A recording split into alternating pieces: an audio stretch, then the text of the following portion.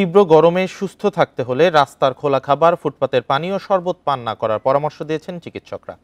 তারা বলছেন এসব পানীয় থেকে ছড়াতে পারে টাইফয়েড, জন্ডিস, হেপাটাইটিসের মতো রোগ। ঠান্ডা পানীয় বাড়াতে পারে স্বাস্থ্য ঝুঁকি। সুস্থ থাকতে শাকসবজি, বিশুদ্ধ পানি পানের পরামর্শ পুষ্টিবিদদের।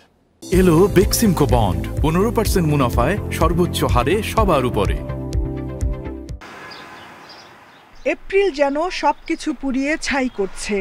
উষ্ণতম মাসের পুরো সময় জুড়েই উত্তপ্ত প্রকৃতি।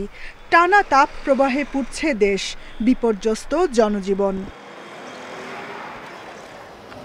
তীব্র গরমে স্বস্তি পেতে অনেকেই পান করেন ফুটপাতের নানা পানীয়। ডাব ছাড়াও বিক্রি বেড়েছে শরবত, জুসের।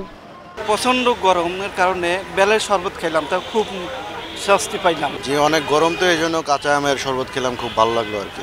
তবে এসব পানীয় সাময়িক স্বস্তি দিলেও স্বাস্থ্য ঝুঁকি বাড়াচ্ছে বলছেন চিকিৎসকরা। তীব্র তাপদাহে সুস্থ থাকতে ঢিলেঢালা পোশাক পরার পাশাপাশি সানগ্লাস, ছাতা ও ক্যাপ ব্যবহারের পরামর্শ চিকিৎসকদের। সর্বোচ্চ খাবার, ফলমূল, শাকসবজি, বাইরের খোলা খাবারটা একদমই খাবার না। বাসি খাবারটা খেলে আপনি ডায়রিয়া হবে। এই সময় ডায়রিয়া খুব বেশি দেখা যায়, পানি শূন্য দেখা যায়, সাথে ঘামলে কিন্তু শরীর থেকে লবণ বের হয়ে যাচ্ছে। এই জন্য ওটস স্যালাইন কিন্তু খেতে হবে আপনাকে। এবং যখন আপনি বের হচ্ছেন অবশ্যই খেয়াল রাখতে হবে যে সাথে সানস্ক্রিনটা ব্যবহার করলে কিন্তু স্কিনটা প্রোটেকশন হয়। স্কিনে কিন্তু এই সময় কিন্তু অনেক ধরনের সমস্যা দেখা যায়। এদিকে শিক্ষা প্রতিষ্ঠান খোলায় উদ্বেগ জানিয়ে শিশুদের বিষয়ে আরও সতর্কতার পরামর্শ চিকিৎসকদের।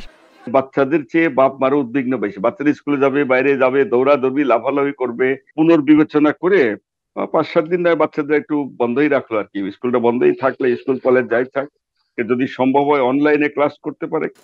বেশি তেল মশলা দেয়া খাবার খেলে বাড়তি গরম অনুভূত হতে পারে, তাই মশলা কম খাওয়া এবং শাকসবজি, স্যুপ, ফলমূল বেশি খাওয়ার পরামর্শ দিয়েছেন পুষ্টিবিদরা। Jahanara Parvin, Independent News, Dhaka.